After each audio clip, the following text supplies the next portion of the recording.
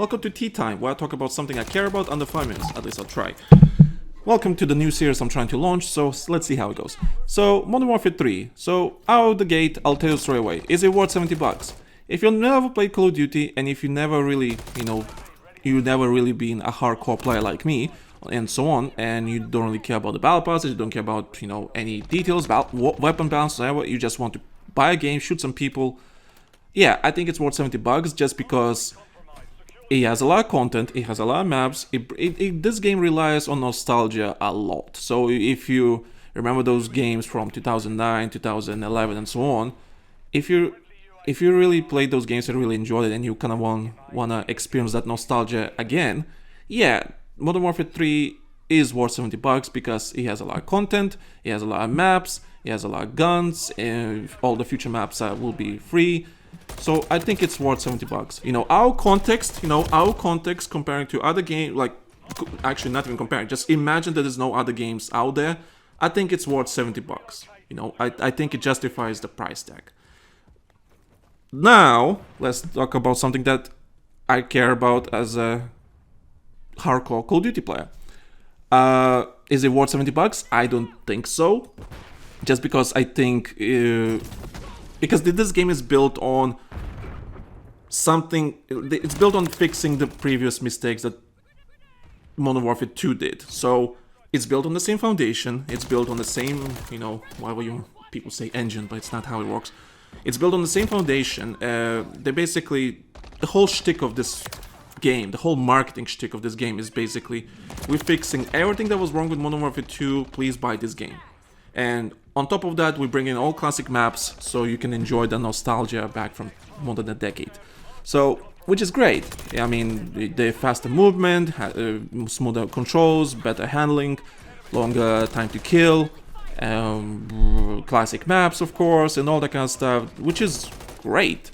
But I have a feeling, and my problem is with this game, that is, one, it is built on the same game from previous year, which is not a bad thing, but there's something that is just like, do you really need to sell a new game to make improvements to the previous game, to the previous foundation? Do you really need to sell a brand new game? Because originally this was supposed to be DLC for the previous game, for Modern Warfare 2, but something happened. They're releasing a new game this year. So I read some reports that Sledgehammer Games, who are making this game, were not happy that they had to make a full-fledged game out of the DLC, because they were making this as DLC, as an expansion, and suddenly it's a full game.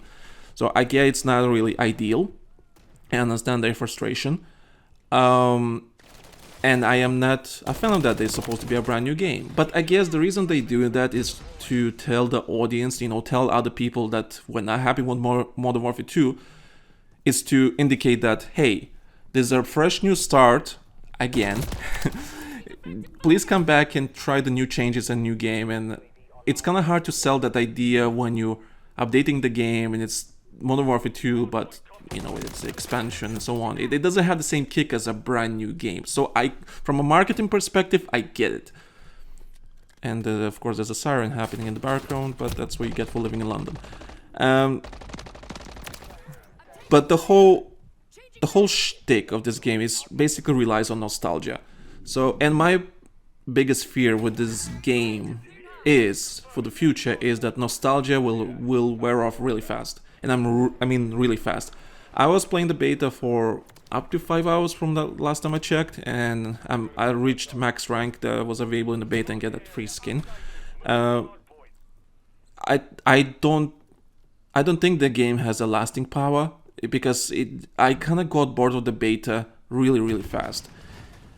I don't know if it's because I get bored of multiplayer component really fast, because honestly, Call of Duty multiplayer is not that fun anymore, because I'm more interested in Warzone, because Warzone has a bit more, that kick, that, not competitive kick, but just something. It has something bigger, when you experience something better, something more interesting, it's kind of hard to go back to the same old stuff that was multiplayer and kind of ignore Warzone. Warzone is there, like, I can assure, as soon as Warzone will drop that update with the new movement, new mechanics and all that kind of stuff, I'll be more interested in Warzone than I'll be interested in multiplayer. And am I gonna be playing multiplayer when that update will drop? Yeah, of course I will play it. Mostly because I'll probably be doing the camos or whatever, you know, let's see how the camos look. And I don't know, we'll see. But my biggest fear is that nostalgia will wear off. It's gonna be boring really quick. Warzone will take over again, for obvious reasons. And I don't think this game deserves to be a full-fledged game because it's just an update to the existing game, you know. I'm pretty sure you could have made the same movement changes, you know, adding new guns, new maps to the game and make it a separate upload, you know, download on your consoles and PCs or whatever you want to call it. I think you could have done that, but they decided to make a brand new game. And like I said, I understand why they did it, but we'll see. But that's kind of it. Yeah, I think the updates and the changes they do are great.